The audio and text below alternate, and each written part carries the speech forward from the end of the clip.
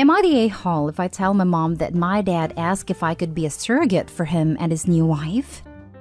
My 26 female dad, 56 male, has been trying to have a child with his new wife, 40 female, for going on 2 years.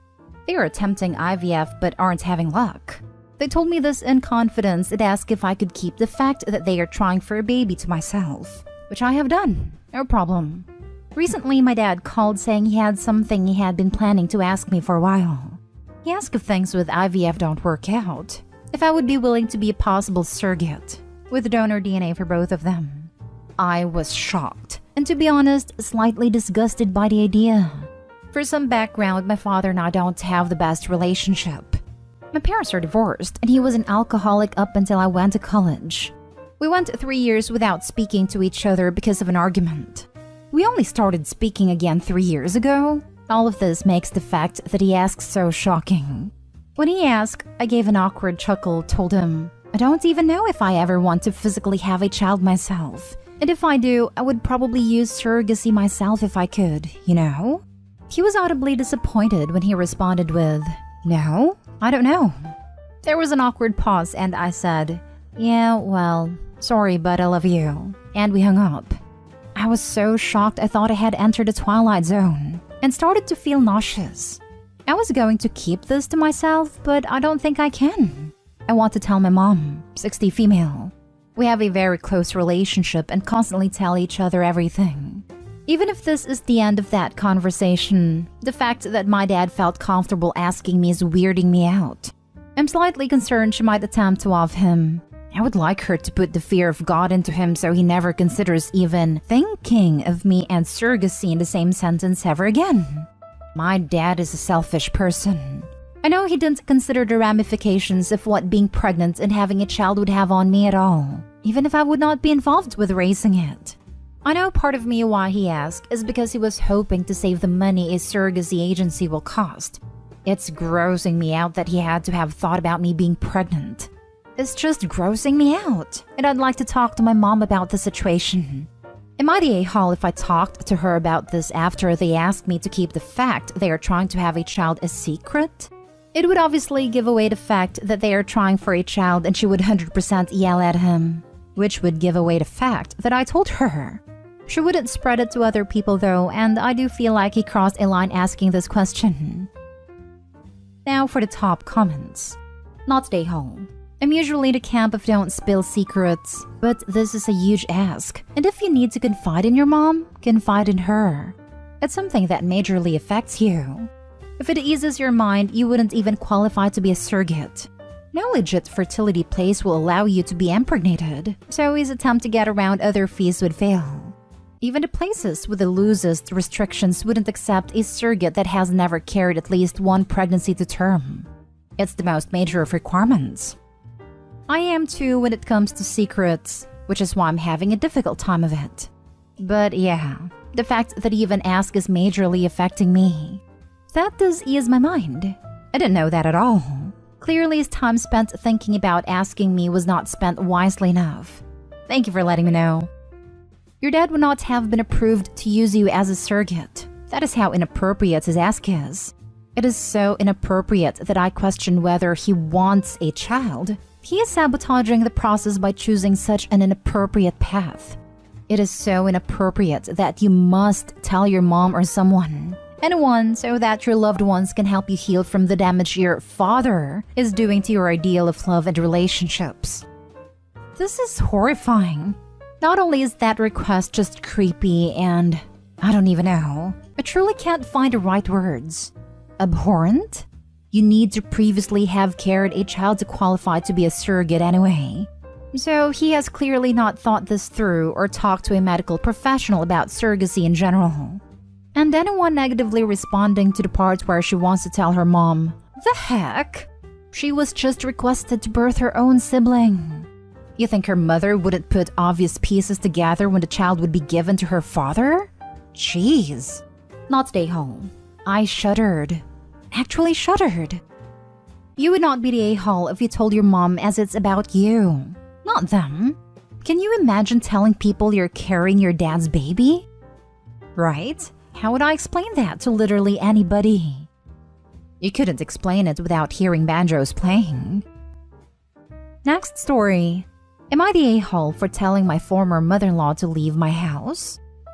I married my late husband Benji in 2008 and we had a daughter together, now 12. In 2020, when she was 9, he unfortunately passed away. I remarried in 2021 and, to be honest, I'm much happier. My marriage with Benji was actually very rocky, though of course his extended family and my daughter do not know this. We are of course still in touch with Benji's family, particularly my former mother-in-law.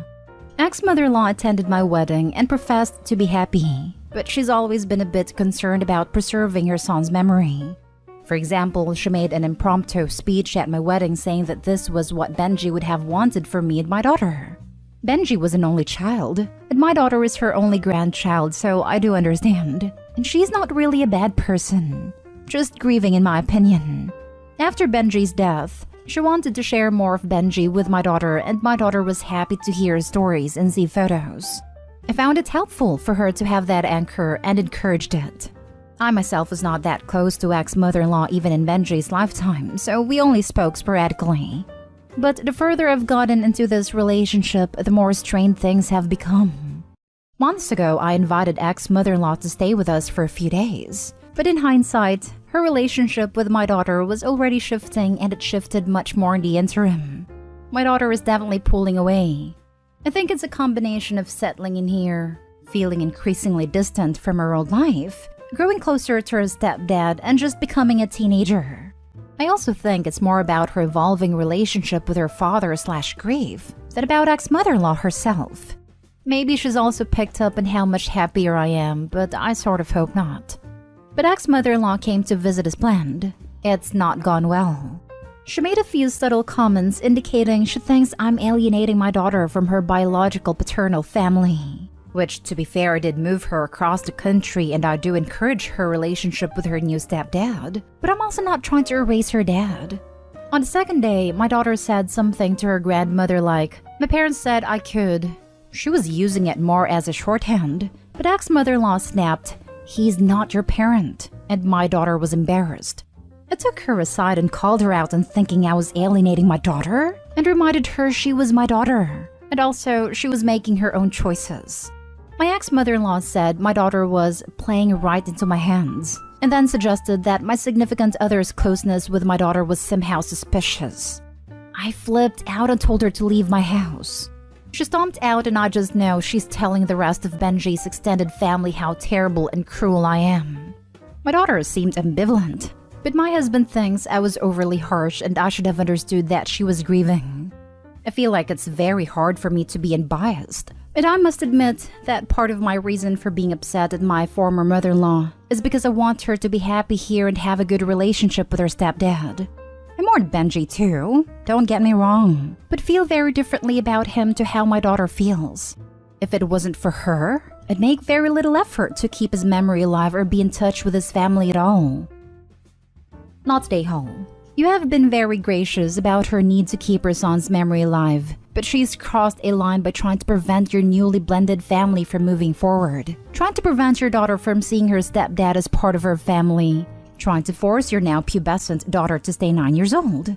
She wasn't going to be interested in photo albums and repeated stories forever. And finally, suggesting, with no foundation, that your husband's affection for your daughter is somewhat unwholesome. You did the right thing. Yes, honestly, she crossed the line with that insinuation. I get that she's grieving, but that's just unacceptable. Not stay home. This is a pretty clear case of your ex-mother-in-law dismissing your parenting and disrespecting you. It's fine for her to disagree, but ultimately this is your child and not hers, and it sounds like she refused to accept that. Furthermore, the grief is her problem. You can and should be sensitive to a point, but enough is enough. Is enough. Not stay home. She was totally out of line. For me, the "he's not your parent" line was a full-on deal breaker. If I were in your shoes, I absolutely would have clearly and without room for misinterpretation explained to her that if she ever said anything like that to my daughter again, that would be the last time she ever saw her. Sounds to me like you reacted rather tamely and with more poise, and understanding that was necessary.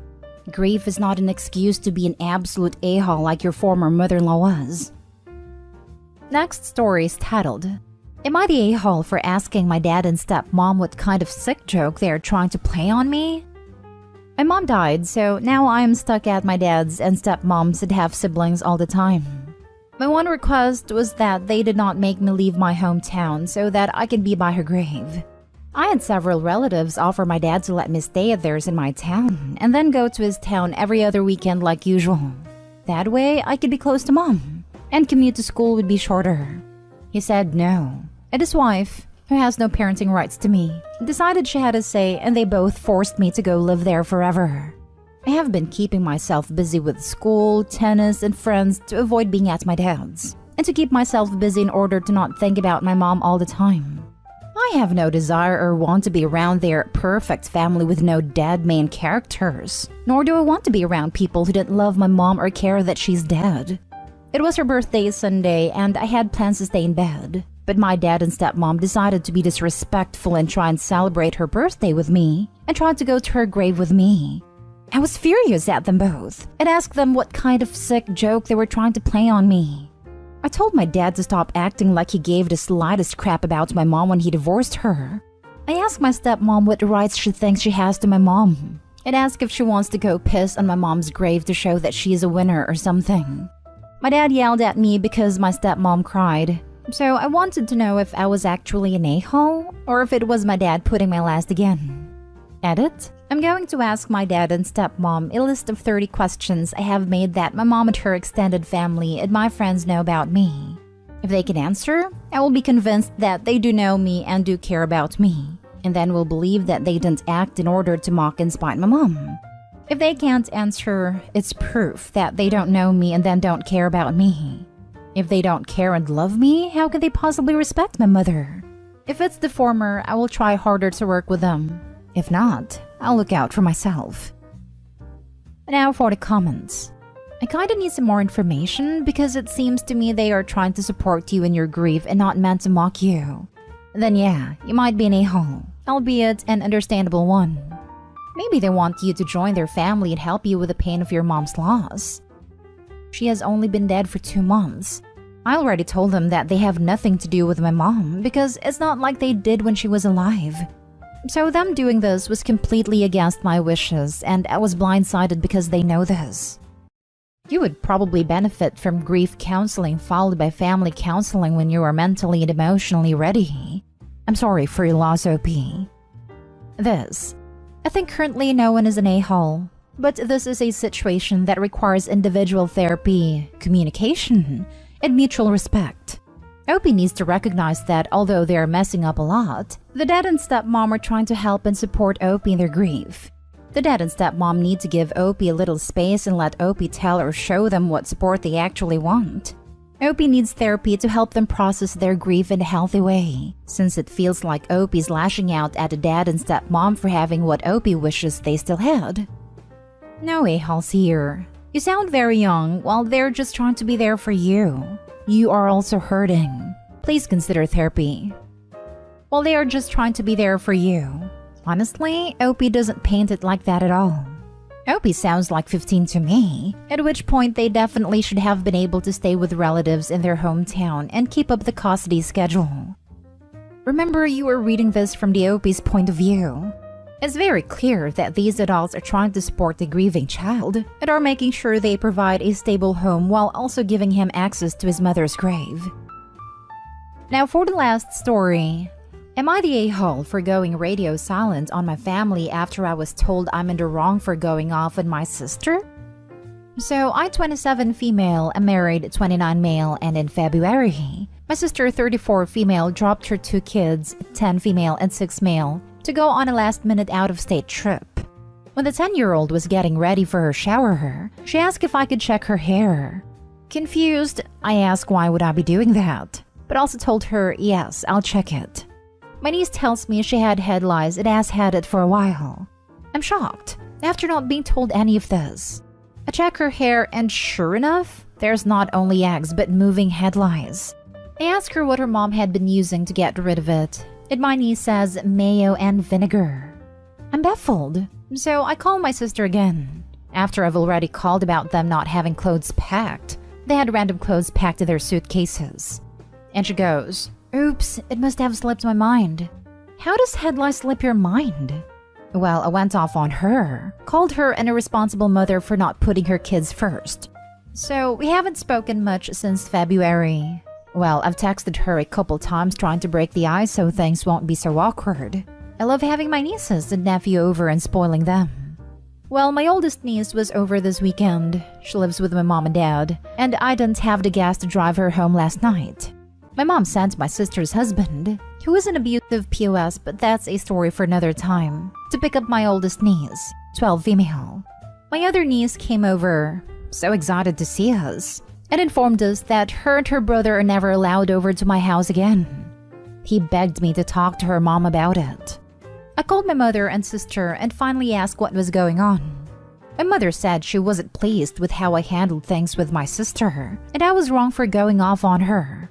My sister told me she is salty and done discussing her kids with me, and she hung up. I informed my mother I'm going radio silent and won't be speaking to any of them for a while because my feelings are valid. I might be the a-hole because I tried to tell my sister how irresponsible she was being with her kids. So, am I the a-hole? Not the a-hole. I'd be furious. It's not just treating everyone's hair, it's boil washing the sheets, pillowcases, towels, etc., and continuing to check everyone's hair. I have very thick and curly hair, and it took me 2 months to get rid of them. I got it in high school. I had medium length, thick, straight hair, and it took the better part of 4 months to be completely rid of them. This was multiple treatments, washing the sheets, deep cleaning everything. They are nasty and tenacious. Those poor kids. Mom definitely wasn't doing enough, especially considering she was throwing live ones on a carpet. Male 28 here. If my sister dropped my niece off at my house and I made such a discovery, all hell would break loose. Oops, must have slipped my mind. Ah yes, because I was born yesterday and I believe in Santa and the Easter Bunny. Give me a break. Not stay home because you were nicer than I would have been by mile. I'm 30 female and I am with you 100%. When I was a kid, I kept getting head lice over and over one summer. I think my cousin must have been bringing it in. Not to be dramatic, but I've been traumatized. Like once when I was living with my in-laws, my niece had scabies and her mom was/is a POS as is, and didn't get it treated for a month. I even tried to put hydrocortisone on it because she was itching so badly and I had no idea what it actually was. My mother-in-law and father-in-law had it bad because she slept in the bed with them. I had let her use my brush once though, and I had it in my scalp. I had a freaking panic attack. But yeah, needless to say, I would have slapped off had I been OP, especially since I have a little girl myself with a very long hair. No OP, you're not a-hole at all. Your sister and mom are though.